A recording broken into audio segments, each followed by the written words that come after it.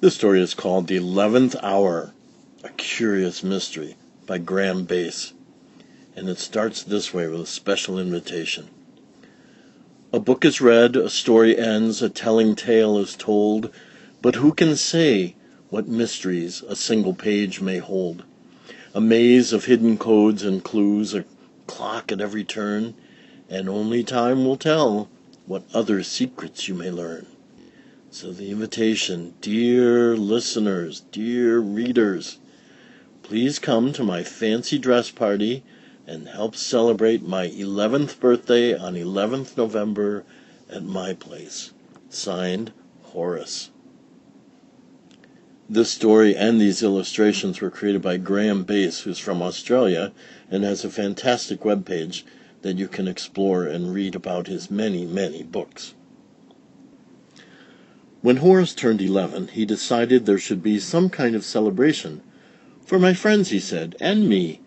For though I've been the age of 8 and 9 and 6 and 7, this is the very first time that I've ever been 11. With that, he set to work and wrote the name of every guest, and then 11 sorts of food that elephants like best. He wrote the invitations next and sent them off that day, and finally, 11 games for everyone to play. Now, Horace was a clever lad. He planned the day with care, ensuring that his party would be quite a grand affair, but only in the kitchen was his genius unfurled, for elephants are verily the best cooks in the world. He started off with cheesecake full of strawberries and cream, then moved on through the pastries to a chocolate supreme, and though it may be said, perhaps, that Horace made a mess, the feast that he created was fantastic, nothing less. 'Twas early in the morning when the party guests arrived, and each was wearing fancy dress, most artfully contrived. The pig came as an admiral, the zebra as a punk, the rhino was an astronaut, his spacesuit made of junk. The swan arrived as Princess Pure, a most enchanting sight, bejeweled with rows of precious stones and dressed in purest white. And with her came an Indian with arrows, spear, and bow, a handsome Bengal tiger, whom no one seemed to know. The mouse came as a musketeer, his head and hat held high, a swagger in his footsteps, and a twinkle in his eye. The cat was Cleopatra, Queen of Egypt and the Nile, and, masquerading as a judge, was Sam the crocodile. And then there was a pair of twins, 2 sisters, both giraffes, who turned up dressed as angels and received a round of laughs. Their halos shone above their heads, 2 shiny golden rings, and from their nylon tutus sprouted painted cardboard wings. The guests were met by Horace as they stepped into the hall. He'd dressed as a centurion of Rome before the fall. And once inside, they looked around and noticed with a smile the way the hall had been designed in high Renaissance style. No sooner had they entered than a rumor filled the air and stopped the conversation as the news spread everywhere. Their host had made a banquet.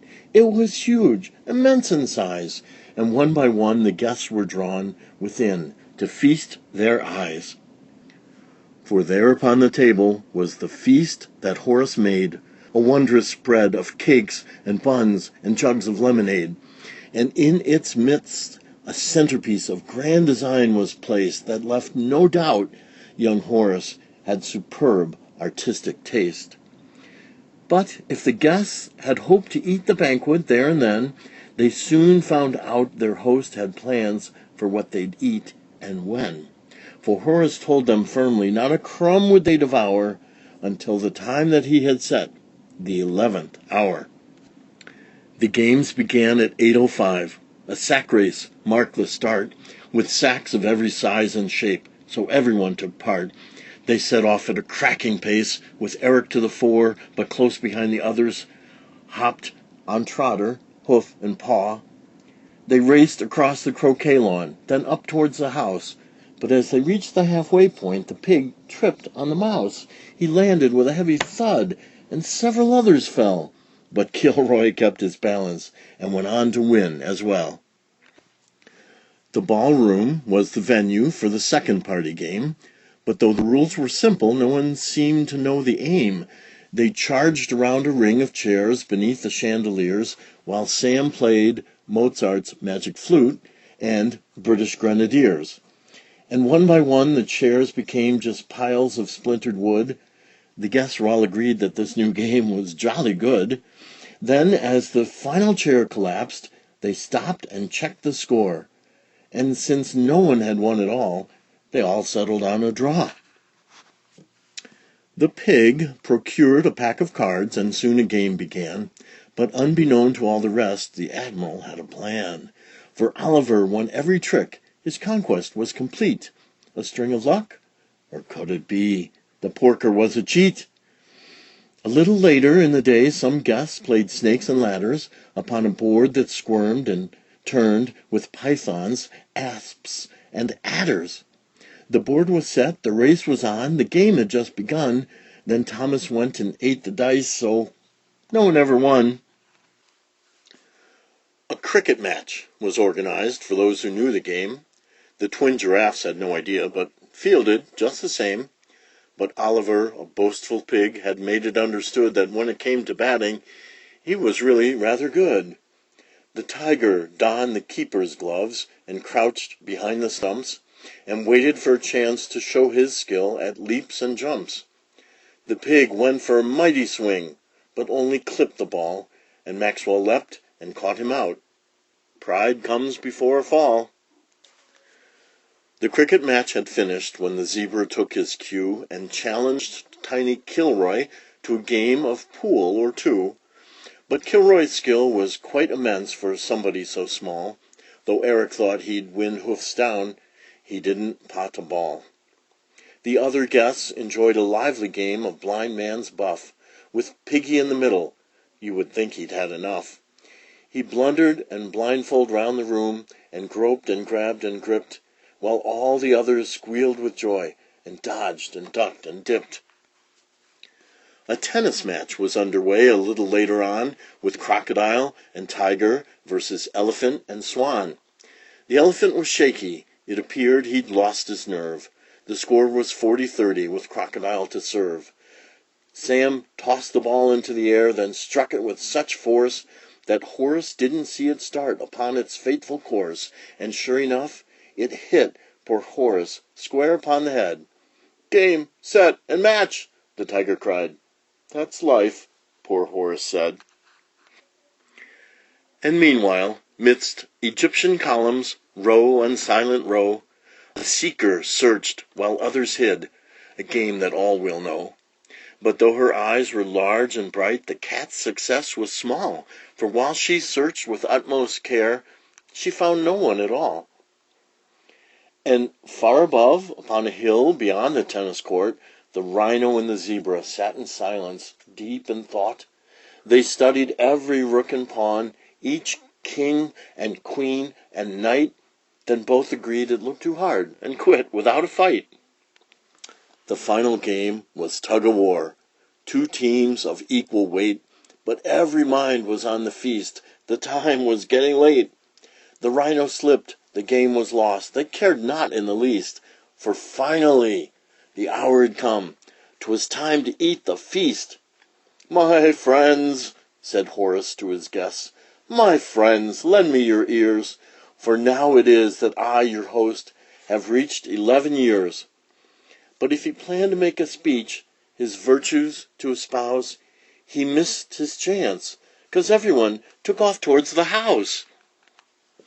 They raced past each other up the stairs, 11 steps in all, then past the marble statues leading to the banquet hall, and there they stopped.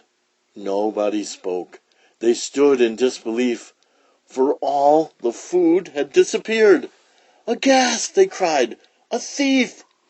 The cakes had turned to scattered crumbs, no cream was to be seen, and nothing now remained where once the chocolate mousse had been. The centerpiece toppled, not a strawberry was left. But who, they cried, could possibly have managed such a theft? The zebra said, "It wasn't I. By all my stripes, I'd rather die." The tiger said, "It wasn't me. I've far too much integrity." Then Cora said, "It wasn't us. We wouldn't dare cause such a fuss." And Kilroy squeaked, "I'm far too small. One mouse could never eat it all. The swan looked darkly at the pig. The thief must be someone who's big. But Oliver denied all guilt and said, "Now, Thomas, he's well built." The rhino sobbed through sniffs and tears. I've known our host for years and years, and though my appetite is large, I must deny this dreadful charge." The cat, who had yet to say a word, which Eric thought could be inferred as prima facie evidence to array this offense, but Alexander lashed her tail. "Your theories are to no avail.